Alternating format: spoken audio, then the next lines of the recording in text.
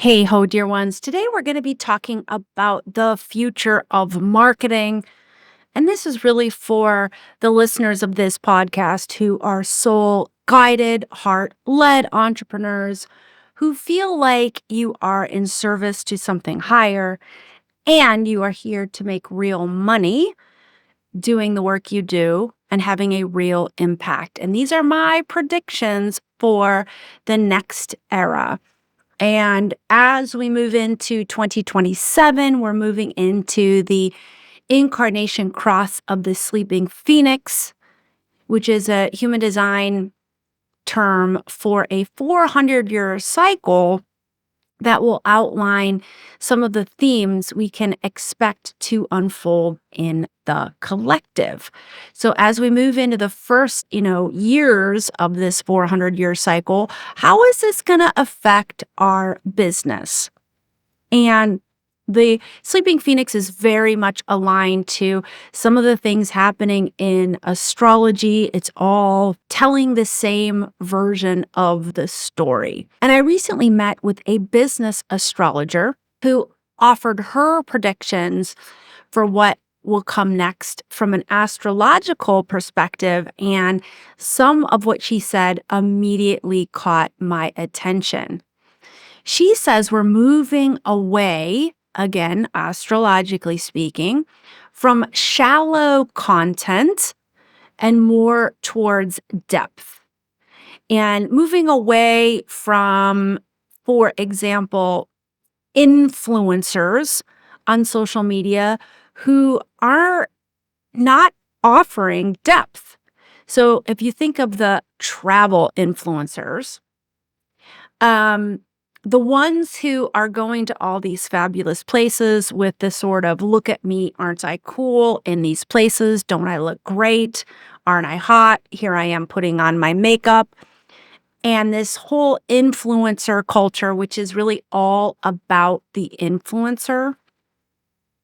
And let's be honest here. Thank God is going to be dying out.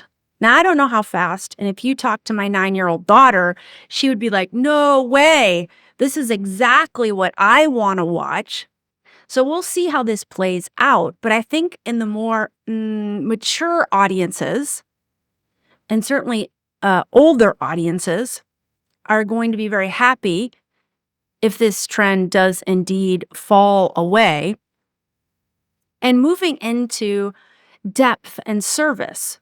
So again, let's say you are a travel influencer, we'll keep that word, and you're traveling, but it's more about experience.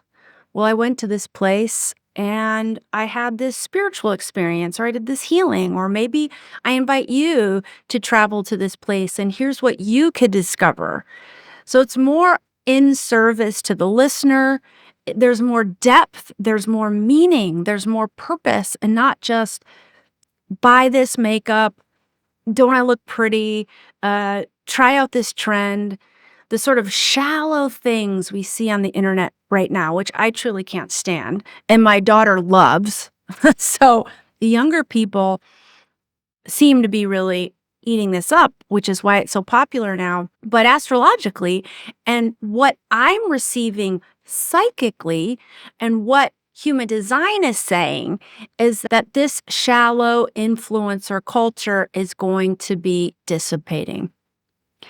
And as I sat with everything that the astrologer was telling me, I realized it really matches what I've been seeing and what I've been receiving intuitively. And that is depth is going to be replacing the shallow. Because for years, social media has rewarded attention, the loudest voice, the prettiest image, the most polished lifestyle. And a lot of that is just false, fake, inauthentic, smoke and mirrors, not based on reality. And that is so going against the era of the sleeping phoenix, which is all about real, true, authentic, this is the era we're moving into where people are less interested in being impressed and more interested in being supported. As such, less interested in influencers and more interested in guides, people who can help them navigate change, people who can help them make sense of their lives, authentic people, being true, being real, who can help them move forward. And ultimately, the future of marketing and social media content, I believe, belongs to the guide by your side. And so let's dig into this. The first real aspect of the new era of authentic marketing is that depth will outperform performance. People are craving substance and less look at me and more here's what I learned and here's how it might help you. People want authentic stories and practical wisdom. I just completed a human design family certification program because I'm really trying to move into human design expertise and mastery. So I'm taking a lot of different types of human design classes right now. And I know the instructor very well. I've taken a lot of classes from her. I like her a lot. I like her teaching style a lot, which is why I keep choosing her. But it was interesting. I'm a parent and I don't necessarily coach parents as a theme, but a lot of my clients happen to be parents. So it's hard to take a human design and parenting class and not self-actualize, not think about how you're parenting with your own kids. And I think that's part of the program. But I think the other part of the program, the purpose of it was then, okay, you're going to become a human design parenting coach. So then how do you offer this for others? But the first time I went through the materials, and I'm going to go through them all again, I very much was approaching the whole course from the lens of my own experience, right? My own experience as a parent. And there were a lot of times where the teacher was saying, if you have a child with this, don't do that. And I was doing that with my own kid. And at a certain point, I started to feel like, wow, I'm really messing up as a parent. And I started to kind of feel bad about myself about how there were so many different ways that I wasn't approaching Freya's energy in a way that she really needed. And in fact, in some situations, I was doing the exact opposite. So I really started to kind of feel bummed out about myself. I mean, I was learning a lot and really thinking about, okay, how can I do things better? Which I think was the point of the course. Not to beat yourself up, but to think about how can I do things better? So I was in that mindset. But the very last video of the whole course was the teacher who had 5 of her own children. It was the very last video she shared authentically and deeply and vulnerably about her own story and how she struggled with her own kids and how she at times was doing exactly the opposite of what her kids needed. And when she told that story, I was like, oh, thank God. It's like I really needed that to know that I'm not the only one. And I know that. I've been coaching for years and I know that I should have known that. But for some reason, I was really kind of approaching the whole class, beating myself up a little bit.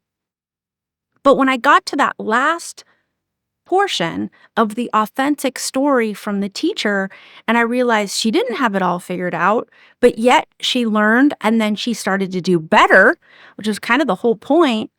I was like, oh, okay, now something about her sharing her story opened me up to how I can really start doing better as a parent, not from beating myself up for where I've been, but setting myself up for greater success in the future, which is the whole point of all of this coaching and personal development work. What I wished she would have done is put that video first, the very first video of the whole training, to be like, hey, look, some of you taking this course are parents yourself, and you're going to self actualize in the course materials, and that's normal. But here's what I want you to know from my own experience. And here's how I processed and learned and set myself up to do better. And I'm even thinking about that in my own courses in Soul Blueprint. Look, I had a near-death experience. I have my spiritual gifts blown open. And then I went on a field of study for 15 years to really integrate what was offered to me and downloaded to me in my near-death experience. And I'm really here to offer it to you. But I'm sure I have my days where you, the listener, might think, oh boy, Allison has like this super highway to the divine and she's got everything figured out. And here I am, can barely hear my higher self. I'm second guessing left and right. My energy's all blocked up. I can't manifest. And so it made me realize that I too maybe need to share some of my stories of when I, had my dark nights of the soul and when I absolutely didn't have it all figured out. And when I wasn't hearing my higher self at all, or second guessing, or falling on my face, those times where I just really kind of failed. And you might be thinking, oh, well, Allison, you don't need to tell those stories, but I'm a 6 line in my human design profile. I just turned 50. So that means I'm just now moving into my 3rd phase, my 6th line, where I'm becoming the role model. And how 6 lines role model is not me telling you what to do. It's me sharing my perspective and showing up in high expression of my energy. And I model it for you, or you just receive it how you receive it. It transmits to you what you need to receive, if anything, from my state of being. But if I'm sitting here like an influencer, with my perfect little spiritual life, and I have my meditation routine, and then I download from my guides, and then, I have a special relationship with my one spirit guide, and we're just like the best buddies. And I clear my energy, and I'm just clear, clean, and high vibe every day. Oh my God, I'm so spiritually high vibe. I'm pretty sure that would make you want to vomit. I'm like vomiting a little bit just as I say it. So, authentic stories, sharing the good, sharing the bad, sharing the ugly, and sharing practical wisdom, sharing real transformation. That's what people are moving towards. And let me tell you something. With the dawn of AI, we are getting more and more and more plugged into technology. And our brain is getting more and more wired for small snippets and bursts of information, something like a 2-minute Instagram reel. But to counterbalance that, and you really can counterbalance that, and we all need to start thinking about equalizing our brain. So as we're getting these snippets and snippets and snippets of information from AI, we're counterbalancing it with what? Long form content. And what is long form content? A podcast. Podcasts that are at least 15 minutes long, offering you the opportunity for depth on a topic, offering you the opportunity to spend a few minutes thinking about it, integrating it, pondering it, what it means for you, most importantly. Other important media, books. Don't stop reading. And if you're not someone who loves to read, go for audiobooks. Books, books, books. I'd kind of taken a weird pause from reading, and I just couldn't read or didn't want to read, or I don't know what was going on.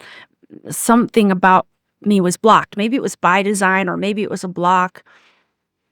My higher self is saying a little bit of both. I've just gotten back into books again. And it's funny, I actually like to read, I've got a defined head, a defined ajna. I like to read, have 2 to 3 books that I'm reading at a time. And I'm loving reading these books. I'm getting old books I read a long time ago and I'm rereading them. And now, because I have all this more depth of experience and knowledge, I'm like integrating the knowledge inside the book at such a deeper level. Other long form content that is going to be fantastic in the new era and is good for your brain is newsletters. Getting back to the old blog, a nice juicy article in a newsletter or Substack. Classes, online classes. If you're an audio learner like I am, online classes, check out Soul Blueprint, which is so much more than an online class. It is that's one aspect of it, but it really is a deep and powerful transformational journey that I truly believe will put you on an entirely new path that will set you up for a new level of alignment and success for lifetimes to come. And lastly, conversations. Real, true conversations that you can have on various platforms about real topics.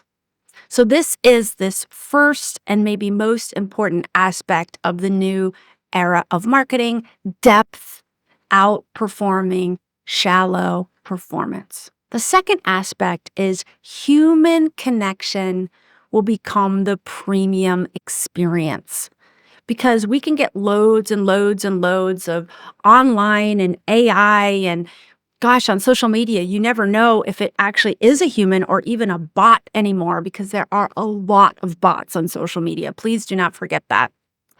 And information is becoming so abundant that human connection is going to start becoming both precious and valuable. So people won't be just looking for information. They'll be looking for someone who sees them, understands them, and can help them apply the information they're gathering to their unique situation. So, a huge trend is going to be content that enables the reader or the listener to really feel held, to feel nurtured, to feel seen, to feel heard. In my Soul Blueprint program, I'm really up-leveling the community aspect of it. And ironically enough, as I've run my past cohorts, because I spend so much time on the content and on the live classes itself, that sometimes I'd leave with the feeling of, ugh, I didn't do enough to build the community because I just simply didn't have the capacity to do it all. So I've always opted to, first and foremost, the best content I can possibly offer and the highest, most transformational live classes that anyone could participate in. Well, when I did the sort of wrap-up class for my last cohort, I was touched and surprised to hear how many people said that the community of Soul Blueprint was one of the things that just was going to stay with them. It was so transformational. It was so loving. It was so supportive. The word that often comes with each cohort that I run in Soul Blueprint is it's a soul family. And that's what I really try to create: this safe, cocooned, nurtured space where you can feel truly seen, supported, and heard. So I said to myself, wow, this is happening and I haven't even given it the time and attention that I think it really deserves. It's just happening organically. What would happen if I doubled down on that? So for this cohort, I hired a community facilitator to help me with engaging in our community space, to run some networking events that's all about people just connecting with others, and to facilitate other things with inside the community to really help it grow. And I can already see that this community facilitator is enabling that already powerful community feel to go to the next level. So I invite you to think about, in your marketing content, but also in your offers, how can you really build that feeling of human-to-human connection, community, and really being in service to your audience so that they feel held, nurtured, seen, and heard. All right, the last point I'm going to offer for this episode is that trust will become the new currency. And I've been in the online space for a very long time now, and I've heard for years about the no like trust factor. So when you have a lead magnet or an opt-in, you're drawing people in with maybe, let's say, an email automation series. And the purpose of that for brand new leads is to build a no like trust factor. So we know this is a tenet that's been around in marketing forever. But imagine that is going to be up leveled. And imagine that consumers are sophisticated now and they can smell a rat if somebody in their no like trust sequence is not being fully honest, is not telling the whole story, is offering something shallow, is saying that they're getting clients results that they're not really getting, or it's exaggerated. Consumers are becoming sophisticated. They are looking for offers and coaches and healers and practitioners who they really can trust. And one of the things that the astrologer told me, which matches what we're seeing happening now and what is matching what I was receiving intuitively, is that guru culture will continue to break down because a lot of these gurus have a lot of questionable stuff happening around them. And the story that they're presenting to us and the image is not the real story. And consumers are smelling that rat, if you will, using their intuitive sense of clairvoyance, which is your intuitive sense of smell, to smell that something isn't right here. Consumers are becoming more discerning. And that's a good thing for spiritual entrepreneurs because we are true. We are offering high quality products. We are showing up in integrity. So the people who show up consistently in integrity and in service are the ones that are going to get rewarded. That's what the market is going to want. And that's who consumers will start to build a genuine trust with. If you ever did take a no like trust factor email marketing course from 5 to 7 years ago or 10 to 15 years ago, which I have done, you know, even when I look back at it, the way I was taught to build that sequence, it didn't ever feel genuine. There was like a smoke and mirror to it. Like, you need to follow this template.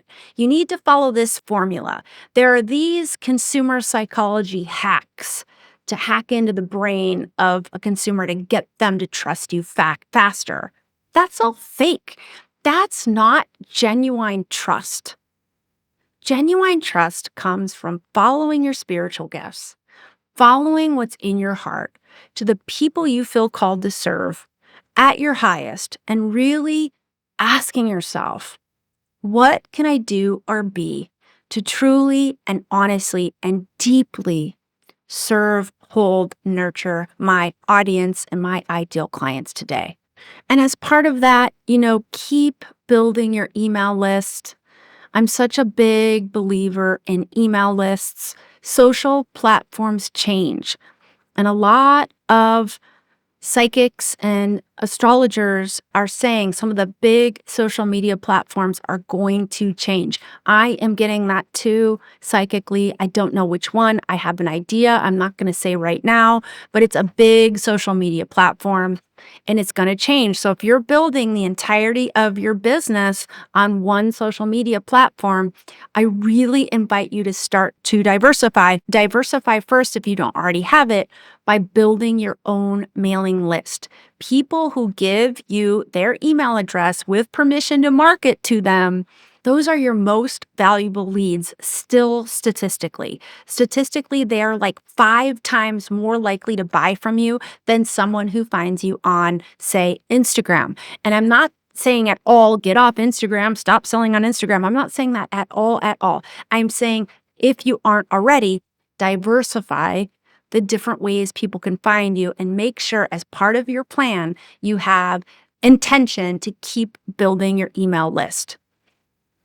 Because no matter what happens on the internet, that list can travel with you. All right, my dear ones, my invitation for you this week is to ask yourself, how can I become more of a guide by your side in my marketing content and less of a performer or less of a doing what I see other people doing and I think this may work for me even though it doesn't feel great?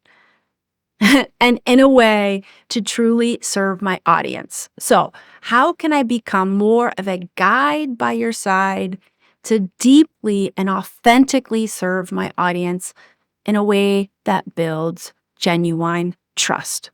And when you do that, you are going to find a new level of alignment in your marketing. You are going to find a new level of joy in your marketing. Marketing will feel less like a drag and will feel more like what it's really intended to be, a layer of service to your audience so they can get to know you, they can get to love you, and they can get to trust you, which leads them to wanting to invest in what it is you offer. That's a wrap for this week, my dear ones. And as always, until next time, may you be soul alive.